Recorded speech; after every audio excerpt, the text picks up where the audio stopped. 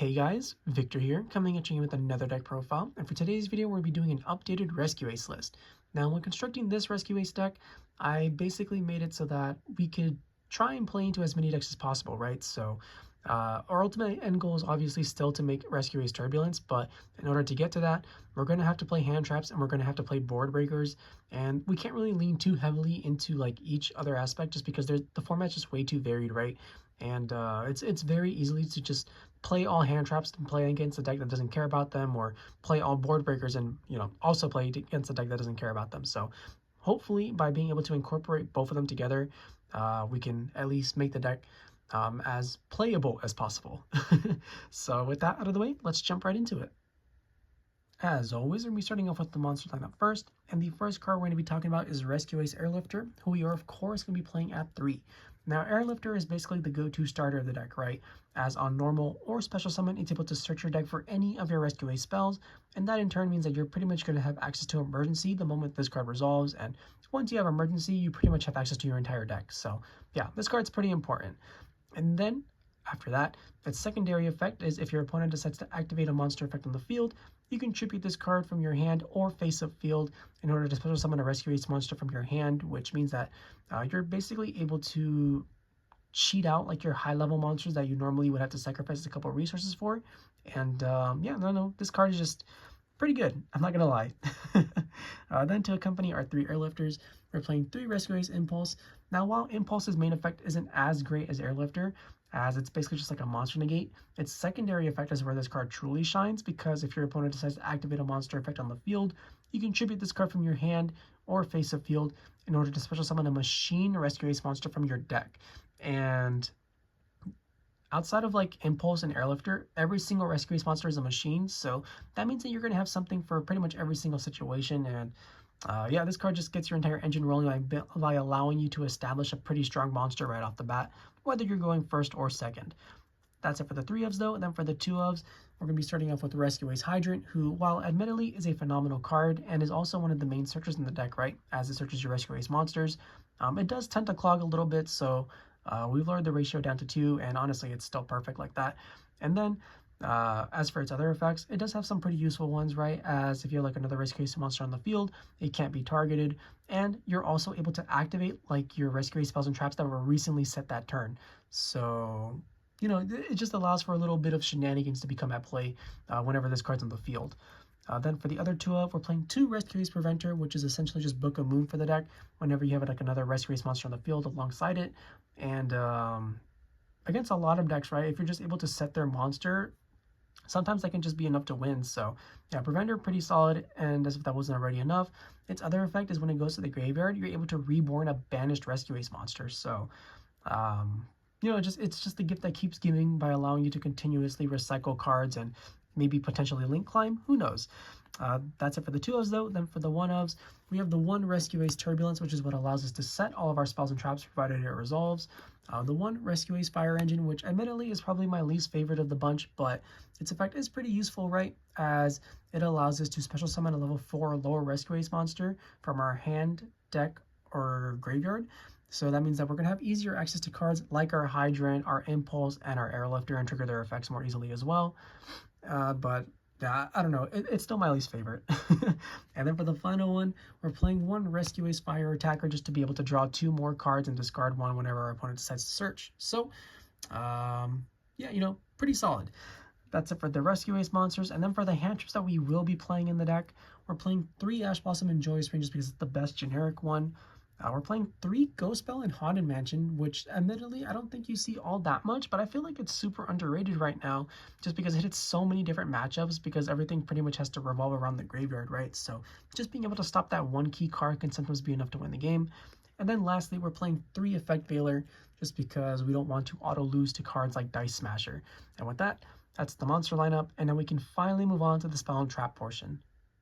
Kicking off the spell and trap lineup, we are going to be playing Emergency, which we are of course going to be using at 3 just because it is that good of a card, right? Much like Airlifter, this is also the best starter in the deck, as it allows you to special summon a Reacue-Ace monster from your deck, and then all you have to do after that is send a Reacue-Ace monster from your hand or field to the graveyard. You can even send the card that you summoned, right, which can come up sometimes, right?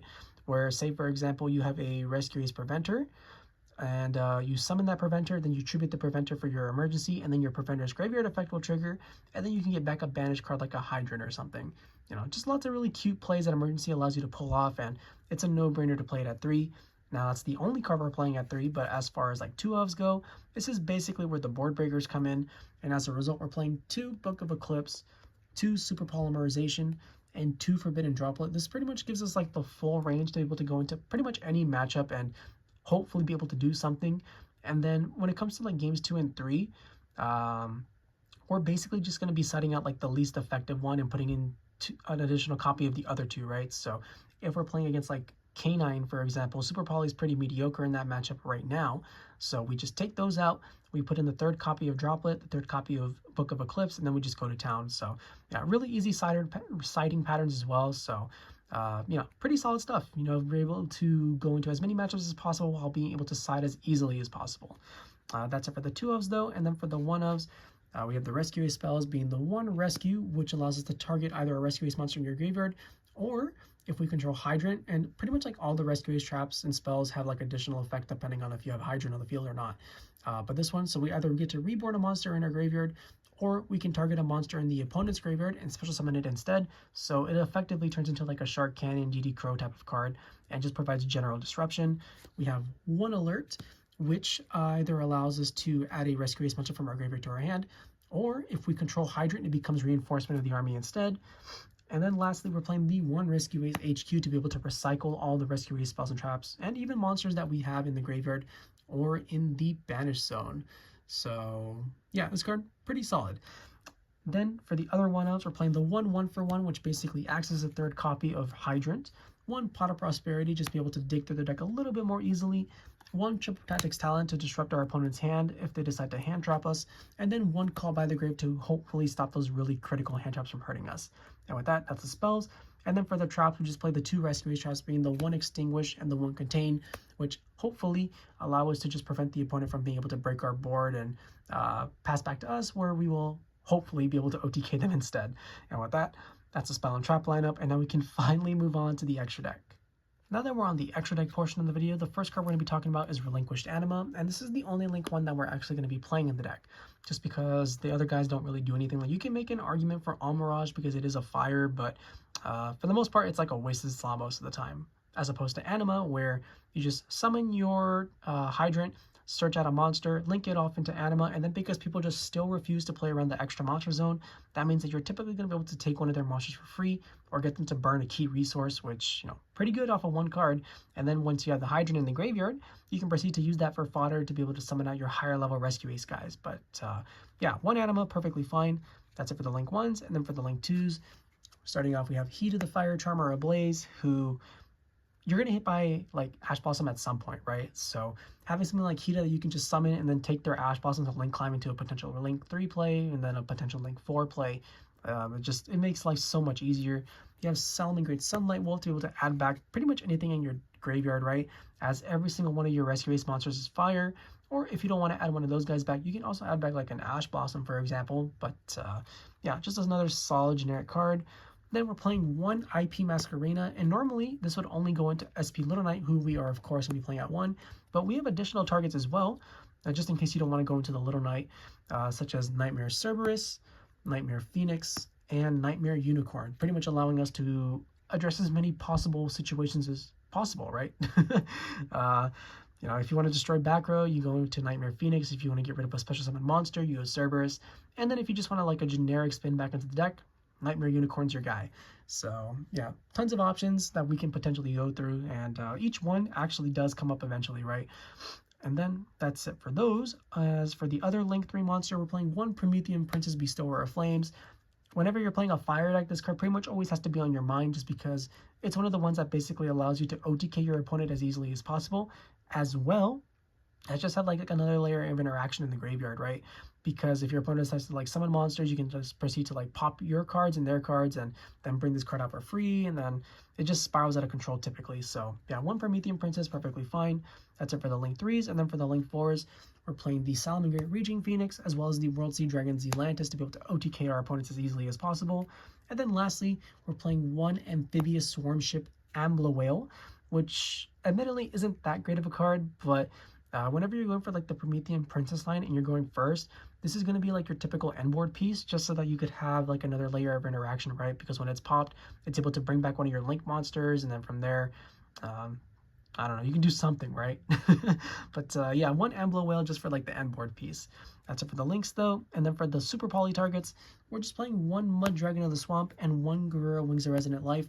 These ones allow you to hit as many possible matchups just by existing, right? Just because so many decks play the similar attributes as well as similar types.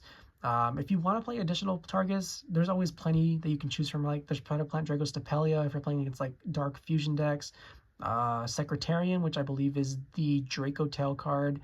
I didn't think it's that needed, to be honest, but the choice is there for you if you want to be able to handle that matchup a lot more easily. And in the upcoming set, there's also going to be like a new Psychic Fusion that allows us to break through Canine Voids a little bit more successfully. So yeah, we have choices, but for now, these two get the job done. And then lastly, we're playing one Superstar Slayer Typhon Sky Crisis because not every board is breakable. So just having like that emergency plan that we can summon and then hopefully back up with cards like our Book of Eclipses or Droplets or Super Polys or just even our Reacue-Ace cards in general is greatly appreciated. So with that, that's the Reacue-Ace deck. I hope you guys enjoyed it. If you did, please feel free to like, comment, subscribe, and I'll catch you guys next time. See ya!